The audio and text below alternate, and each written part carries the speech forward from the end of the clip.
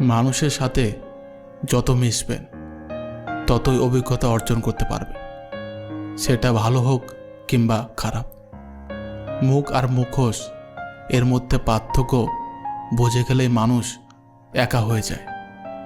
জীবনের প্রতিটা ক্ষেত্রে মায়া ত্যাগ করতে হয়, আবেগকে বিসর্জন দিতে হয়, তবে ভালো থাকা যায়। দুনিয়ায় ভালো থাকার সিক্রেট কি জানেন? কারো কাছ থেকে কোনো কিছু এক্সপেকটেশন না রাখা। বুকের ভেতরটা সবার জন্য ব্যথা হয় না, যার জন্য ব্যথা হয় সে কখনোই তার খোঁজ রাখে না। ভালো থাকতে গেলে ইগনোর করা শিখতে হয়, তর্কে না গিয়ে চুপ থাকা শিখতে হয়।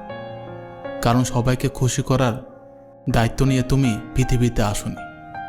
নিজেকে ভালোবাসো শুরু থেকে শেষ অবধি, কারণ তুমি শুধু তোমার পাশে থাকবে।